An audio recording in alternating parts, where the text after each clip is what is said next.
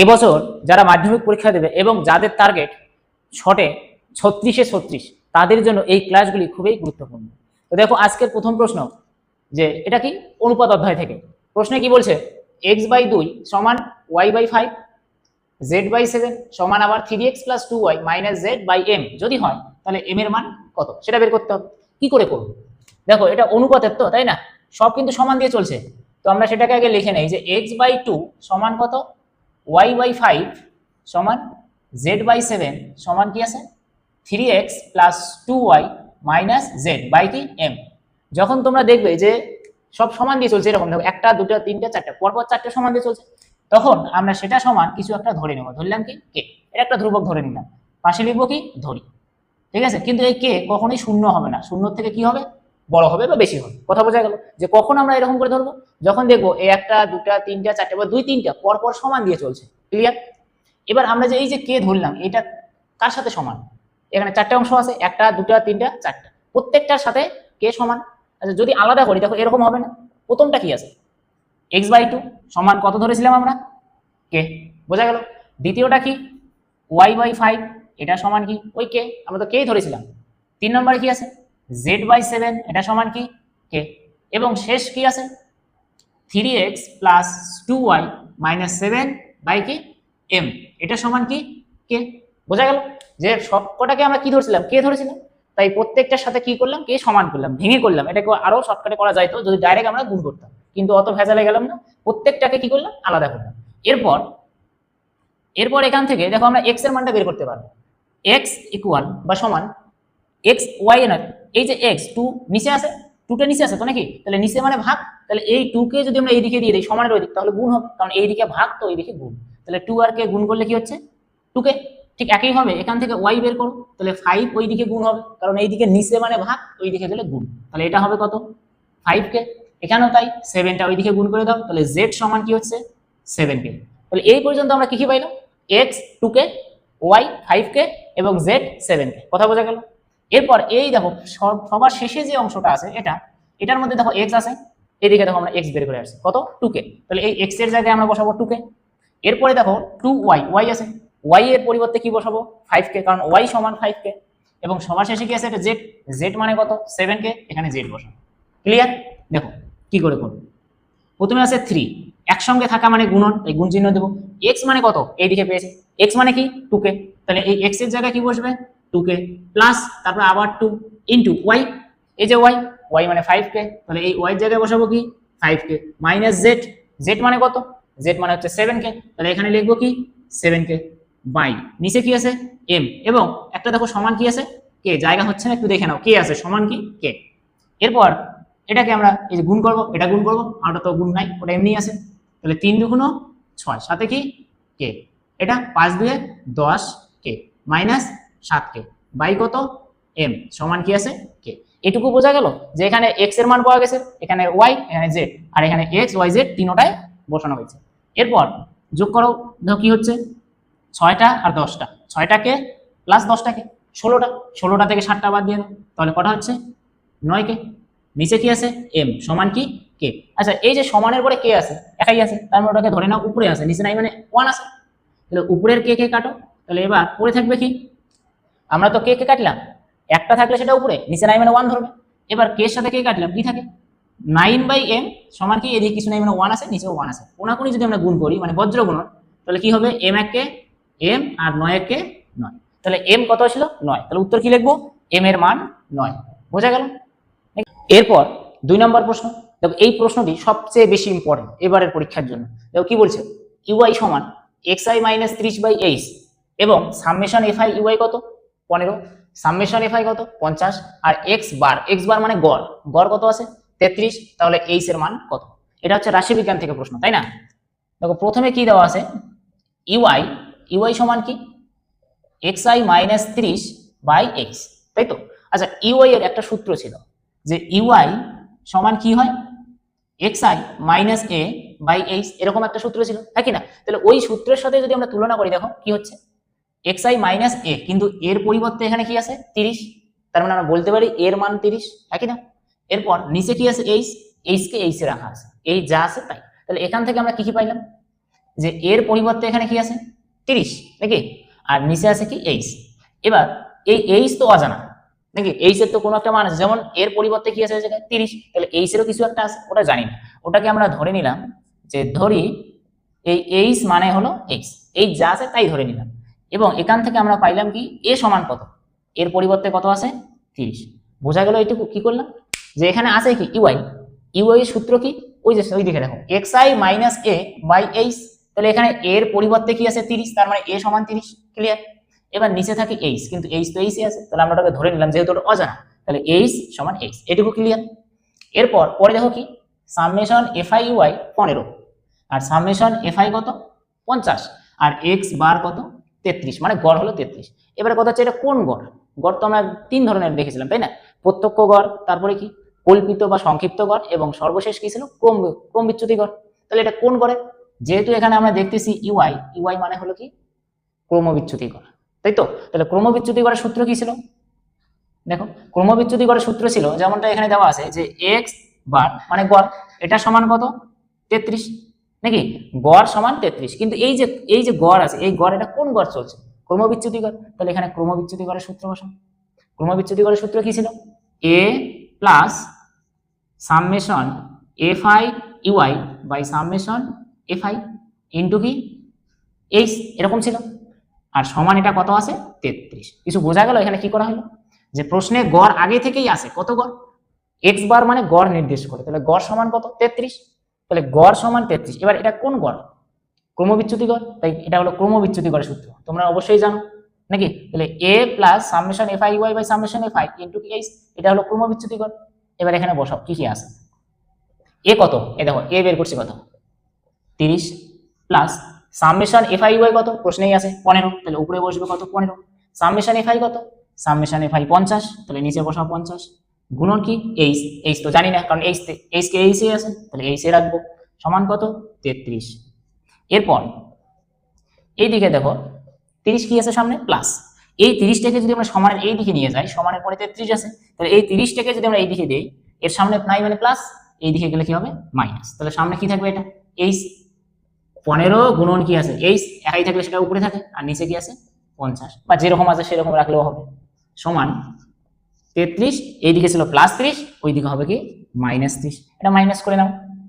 দেখো মাইনাস করলে কি দাঁড়ায় 15 গুণন এইচ বাই কত 50 সমান 33 থেকে 30 বাদ গেলে কত থাকবে 3। এবার নিশ্চয় জানো যে নিচে থাকলে সেটা কি ভাগ, তাহলে এই 50কে এইদিকে গুণ করে দাও, তাহলে সামনে থাকবে কি 15 গুণন এইচ সমান 50টা ওইদিকে গুণ হবে, 3 50 কত হয় 150, বোঝা গেল, নিচে থাকলে ভাগ তাই ওইদিকে গুণ।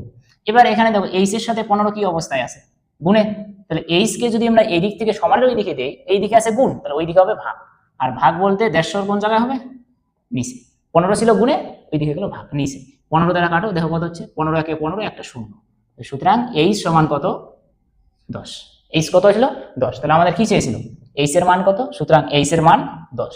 বোঝা গেল, এটা একদম ভালো করে প্র্যাকটিস করো, এই টাইপের প্রশ্ন এবার আসার চান্স খুবই, ঠিক আছে। এই প্রশ্নগুলো কিন্তু সবকটাই খুব ইম্পর্টেন্ট, ঠিক আছে, ইম্পর্টেন্ট প্রশ্ন ছাড়া কোনো প্রশ্ন বাড়তি নাই, হ্যাঁ সবগুলোই গুরুত্ব সহকারে করবে। তাহলে এই প্রশ্নে কি আছে একবার পড়ে নাও প্রশ্নটা, তিনজন ব্যক্তি মনে করো এ বি সি, এদের মূলধনের অনুপাত 1/3 ইসটু সরি 1/2 ইসটু 1/3 ইসটু 1/4, বছর শেষে বি এর লাভ 240 টাকা, বি এর লাভ প্রশ্নে আছে, তাহলে ব্যবসায় মোট কত টাকা লাভ হয়েছে। যেহেতু এটা অংশীদারির চ্যাপ্টারের প্রশ্ন তাই না, অংশীদারি প্রশ্ন তুমি যখনই করো না কেন দুটা জিনিস মাথায় রাখতে হবে, প্রথমত তাদের মূলধনের অনুপাত দরকার, এবং দ্বিতীয়ত বছরে কত টাকা লাভ হয়েছে বা ক্ষতি হয়েছে, এই দুটা জিনিস জানতে হবে। যদি এই দুটার মধ্যে কোনো একটা প্রশ্নে না থাকে, যেমনটা দেখো এই প্রশ্নে মোট লাভের পরিমাণ বা মোট লোকসান বা ক্ষতি কিচ্ছু দেওয়া নেই, শুধু অনুপাত আছে, তিনজন যা আছে তিনজনের অনুপাত আছে ভালো কথা, কিন্তু আমার এখন চাই কি তিনজনের লাভ কত, মোট লাভ বা ক্ষতি কত, কিন্তু প্রশ্নে শুধু একজনের লাভ আছে, বাকি দুজনের লাভ নাই, তাহলে মোট যে লাভ সেটাকে আমরা আগে ধরে নেব। তো ধরি মোট লাভের পরিমাণ, মোট লাভের পরিমাণ কত জানি না, ধরে নিলাম এক্স টাকা, যে তাদের ব্যবসায় মোট লাভ হয়েছিল কত টাকা এক্স টাকা। কথা বোঝা গেল, কেন ধরলাম, কারণ অংশীদার কথার মানে তোমাকে দুটো জিনিস খুঁজতে হবে, একটা হলো তাদের মূলধন অনুপাত আর একটা হলো ব্যবসায় মোট লাভ বা ক্ষতি, ক্লিয়ার। সেই কারণে আমরা এটা ধরে নিলাম, যেহেতু এই প্রশ্নে তাদের মোট লাভ বা ক্ষতি দেওয়া নেই। এরপর তাদের অনুপাত কত দেওয়া আছে, এ বি ও সি এর মূলধনের অনুপাত কত আছে? 1/2:1, 1/3:1, 1/4। এবার একটা কথা, কখনো যদি লক্ষ্য করে যে অনুপাত ভগ্নাংশ আছে না, বাই আছে, নিচে একটা করে সংখ্যা আছে, এরকম যদি থাকে তাহলে সেটাকে পূর্ণ সংখ্যায় নিয়ে আসতে হবে, মানে বাইটে তুলে দিতে হবে। কি করে তুলবো? নিচে যে সংখ্যাগুলো আছে এগুলো লসাগু করবো। যেমন দেখো আমরা 2, 3, 4 এর লসাগু বের করবো। প্রত্যেকটায় কত দিয়ে ভাগ যায়? 3 কে তো যাবে না, তো আমরা 2 দিয়ে ভাগ করে দিই। 2 একে 2, 3 কে ভাগ যাবে না, 2 দিয়ে 4 কে ভাগ করলে 2। আর করার দরকার নেই, কারণ আর যাবে না। এখন সব গুণ করো, 2 একের আশা ছাড়ো, 3 দুগুণ 6, 6 দুগুণ 12। তাহলে লসাগু কত আসলো? 12। কাদের লসাগু করলাম? যখন এরকম দেখবে যে অনুপাতে আছে কিন্তু ভগ্নাংশে আছে, নিচে কিছু আছে, তো নিচের গুলোর কি করব? লসাগু। তাহলে আমরা লসাগু কত পেলাম? 12। এই 12 প্রত্যেকটার সাথে গুণ হবে। তাহলে কি হচ্ছে? 12 গুণন 1/2, আবার 12 গুণন 1/3, আবার 12 গুণন 1/4। কথা বোঝা গেল যে লসাগু যেটা পাইলাম সেটা কি? প্রত্যেকটার সাথে গুণ। এবার 2 দিয়ে যদি 12 কে কাটি 6, 3 দিয়ে 12 কে 4, 4 দিয়ে 12 কে 3। তাহলে এখন আছে কি? 6 একে 6, পরে 4 একে 4, তারপরে 3 একে 3। দেখো পূর্ণ সংখ্যা আসলো। বোঝা গেল কি করে করলাম? যে ভগ্নাংশ থাকলেই লসাগু এবং প্রত্যেকের সাথে গুণ করে কাটাকুটি করো, দেখো পূর্ণ সংখ্যায় আসবে। এবার অনুপাতের কাজ শেষ। বছর শেষে দেখা যায় বি এর লাভ কত টাকা? 240 টাকা। কার লাভ? বি এর লাভ। তাহলে বি এর লাভ কত আছে? 240। লাভ কি করে বের করি? মনে আছে? টোটাল লাভ কত? টোটাল লাভ হলো x টাকা। এখান থেকে কার লাভ দেওয়া আছে? বি এর। তাহলে গুণন বি এর অনুপাত কোনটা? প্রথমে A B C, A B C. তাহলে বি এর অনুপাত 4, উপরে হবে 4।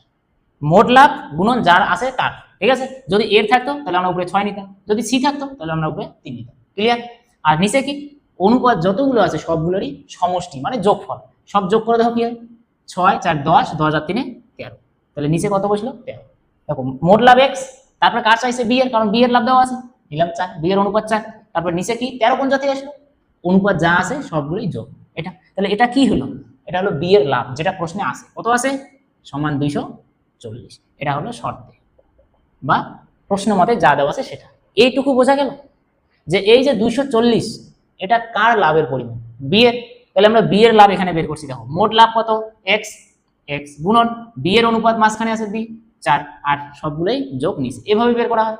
এবার এখান থেকে যদি আমরা x এর মান বের করি, দেখো 13 নিচে আছে না, তাহলে 13 কে আমরা এই দিকে নিয়ে গেলে কি করব? গুণ করব, কারণ নিচে মানে ভাগ, ওই দিকে গেলে গুণ। তাহলে সামনে থাকবে কি? x গুণন 4 সমান কত? 240 গুণন কত? 13। 13 নিচে ভাগ, ওই দিকে গুণ। এবার এই 4 কি আছে? গুণে। তাহলে 4 কে এই দিকে দিলে ভাগ, মানে নিচে যাবে। তাহলে x সমান কত? 240 গুণন কত? 13, আর 4 এই দিকে গুণে, তাই 4 গেল নিচে ভাগে। 4 দিয়ে কাটো এটাকে, 4 6 24, আর একটা শূন্য, কত হলো? 60।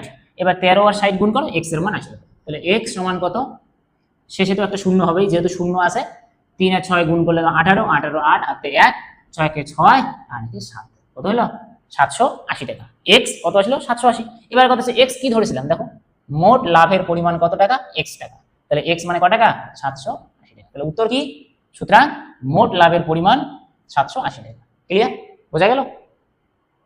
এরপর ত্রিকোণমিতি থেকে একটি গুরুত্বপূর্ণ প্রশ্ন, দেখো কি বলছে, যে sec থিটা সমান 5x, tan থিটা সমান 5/x যদি হয় তাহলে এর মান কত? দেখো ত্রিকোণমিতি এমন একটা অংশ অঙ্কের যে যদি তুমি সূত্রগুলো ভালো করে চর্চা না করো তাহলে একটু কঠিন মনে হবে।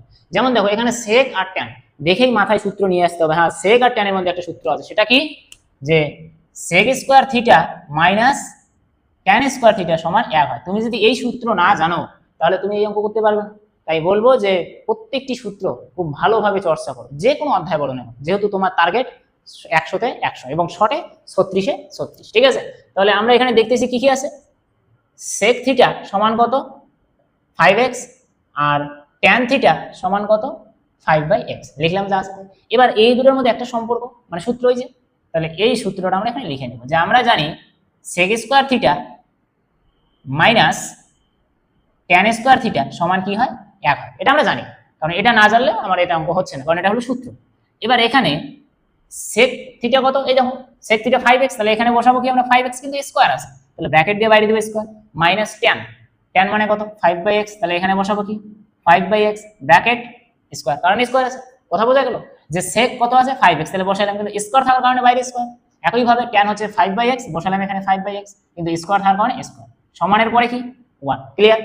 এরপর এই যে বাইরে যে স্কোয়ার আছে এটা কার, ভিতরে যা আছে সবার মধ্যে আছে। তাহলে আমরা যদি প্রথমে 5-এর স্কোয়ার করি, 5-এর স্কোয়ার কথার মানে 2টা 5 গুণ, ঠিক আছে, যারা জানো না তারা জানি না যে 5-এর মাথায় 2 মানে 5 গুণন 5, 5 2বার গুণ, তাহলে 5 আর 5 গুণ করলে কত হবে 25, আর x এর স্কোয়ার করলে তো সবাই জানি স্কোয়ার হয়, মাইনাস এটা যদি ভাঙানো হয় 5-এর স্কোয়ার উপরে হবে কি 25, আর নিচে x এর স্কোয়ার হবে কি স্কোয়ার, সমান কি 1, তাই তো।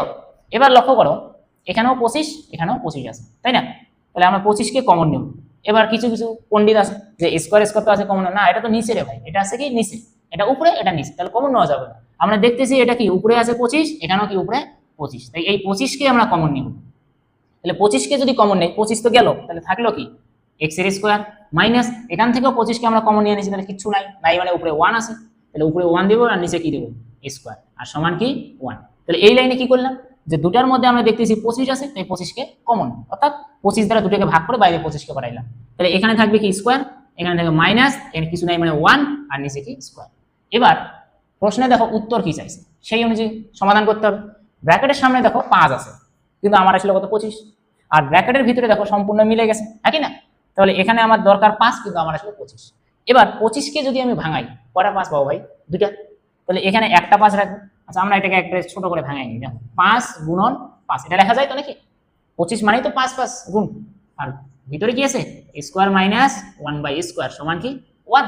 এবার এখান থেকে মনে করো এই 5টাকে আমরা ওই দিকে পাঠাবো, তাহলে এখানে গুণ সম্পর্ক আছে, তাহলে এই 5 এই দিকে গেলে কি হবে নিচে, মানে ভাগে গুণ তো ওই দিকে নিচে, তাহলে সামনে থাকবে কি একটা 5 থাকবে, তাহলে 5 x এর স্কোয়ার মাইনাস 1/স্কোয়ার সমান 1, আর এই 5টাকে আমরা মনে করো ওই দিকে নিলাম, তাহলে কোন জায়গায় হবে নিচে। তাহলে এটার উত্তরেই তো চাইছে, কত আসলো 1/5, বোঝা গেল। যদি সূত্র জানো অঙ্ক একদম সহজ, ঠিক আছে। এরপর আজকের শেষ প্রশ্ন লম্ববৃত্তিকার শঙ্কু থেকে, যে একটি লম্ববৃত্তিকার শঙ্কু যার ভূমির পরিধি 660/7 সেমি এবং উচ্চতা 20 সেমি হয়, তাহলে তির্যক উচ্চতা কত। দেখো প্রথমে আছে পরিধি, পরিধি কত 660/7।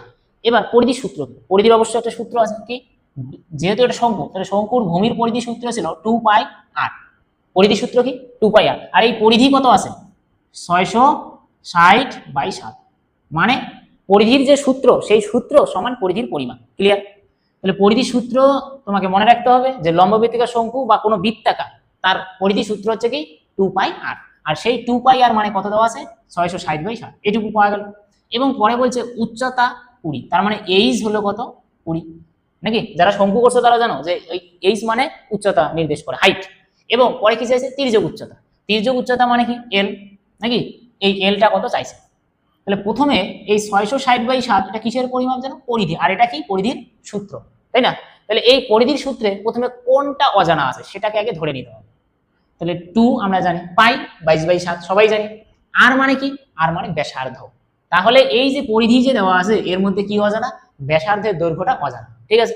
ওই ব্যাসার্ধটাকে আমরা প্রথমে ধরে নেব, ধরি আমি শর্টকাটে লিখলাম, হ্যাঁ দেখবে যে লম্ববৃত্তিকার শঙ্কুটির ভূমির ব্যাসার্ধ, আমি ডাইরেক্ট লিখলাম ভূমির ব্যাসার্ধ। তোমরা কি লিখবে যে লম্ববৃত্তিকার যে শঙ্কুটি ছিল শঙ্কুটির ভূমির ব্যাসার্ধ কত জানি না, তাহলে ওটাকে মনে করলাম আর, যেহেতু ব্যাসার্ধ অজানা তাহলে ব্যাসার্ধ হচ্ছে কি আর, সেমিতে আছে সেমি, হইল। ব্যাসার্ধ জানি না কারণ সূত্রে আর মানে ব্যাসার্ধ, আর ব্যাসার্ধ প্রশ্নে দেওয়া নেই, ঠিক আছে। কেন, কারণ এটা হচ্ছে কি পরিধি, আর পরিধির সূত্রের মধ্যে কি আছে ব্যাসার্ধ আছে, তাই ব্যাসার্ধটাকে আমরা কি করলাম ধরে নিলাম। এরপর এই যে এটা যে কি ছিল পরিধি, নাকি, তাহলে পরিধির সূত্র সমান এটা। তাহলে এবার আমরা কি বলতে পারি পরিধির সূত্র কি 2πr, যেহেতু ব্যাসার্ধ আর ধরেছি তো আরই থাকবে, সমান কত 660/7, বোঝা গেল এইটুকু। ব্যাসার্ধ ছিল না, ব্যাসার্ধ ধরে নিলাম আর, তারপর এটা হলো পরিধির সূত্র আর এটা হলো পরিধির পরিমাপ, তাহলে সূত্র সমান পরিমাপ। এখন এখানে বসাও 2, এগুলো একসাথে মানে গুণ, গুণন পাই, পাই মানে কি 22/7 গুণন আর তো আরই আছে কারণ আর আমরা আরই ধরেছি ব্যাসার্ধ, সমান কত 660/7, ঠিক আছে। দেখো মাঝখানে সমান চিহ্ন, উভয় দিকে 7 7 কাটো, তাহলে এখন আছে কি 2 গুণন 22 গুণন 8 সমান 660। তাহলে আমরা এখান থেকে আর বের করি, যেহেতু আর অজানা 660, এই দিকে দেখো 2 গুণন 22 এই দুটো গুণে আছে, তাহলে 660 এর দিকে গেলে হবে ভাগ, আর ভাগ মানে সেটা সবসময় নিচে লিখবো, এই দিকে গুণ তো ওই দিকে নিচে মানে ভাগে। এবার 22 দিয়ে যদি আমরা এটাকে ভাগ করি 3/22 66, আর একটা কি 0। এবার 2 দিয়ে যদি 30কে কাটি কত হবে 15। তাহলে আমরা আর সমান কত পাইলাম 15 নাকি, কিন্তু আর মানে কি ধরেছি ব্যাসার্ধ, তাহলে ব্যাসার্ধ আসলে কত 15। কিন্তু প্রশ্নে কি ব্যাসার্ধ আছে না, কি চাইছে তির্যক উচ্চতা, মানে উচ্চতা যদি 20 সেমি হয় তাহলে তির্যক উচ্চতা কত, তাহলে এবার তির্যক উচ্চতা বের করতে হবে। এবার তির্যক উচ্চতার একটা সূত্র ছিল, যেমন তির্যক উচ্চতা মানে কি এল সমান ছিল √/h² প্লাস r², তাই না। এল মানে তির্যক উচ্চতা, এইচ মানে উচ্চতা, আর মানে ব্যাসার্ধ। দেখো উচ্চতা প্রশ্নে আছে 20, তাহলে এখানে 20 বসাবো, আর আমরা কত পাইলাম 15, তাহলে এখানে 15 বসাবো, তাহলে এল পাবো। এল মানে হলো তির্যক উচ্চতা। তাহলে এবার কি সুতরাং তির্যক উচ্চতা সূত্র কি √/h² প্লাস r²। তাহলে এইচ কি, এই যে উচ্চতা, উচ্চতা 20, তাহলে এখানে বসবে কি 20² প্লাস আর মানে দেখো 15, এখানে বসবে কি 15² এত সেমি। এবার 20² মানে কি 20 গুণন 20 কত হবে 400, 15² 15 গুণন 15 225। এবার দুটাকে যদি আমরা যোগ করি কত হবে 400 200 600 625, আর 625 কার যেহেতু বর্গমূলে আছে, রুট মানে বর্গমূল, 625 হচ্ছে 25, তো কি হবে 25 সেমি। তাহলে এই যে শঙ্কুটি ছিল তার তির্যক উচ্চতা কত ছিল 25 সেমি। ঠিক আছে, তো যদি ভালো লাগে অবশ্যই একটা লাইক করবে।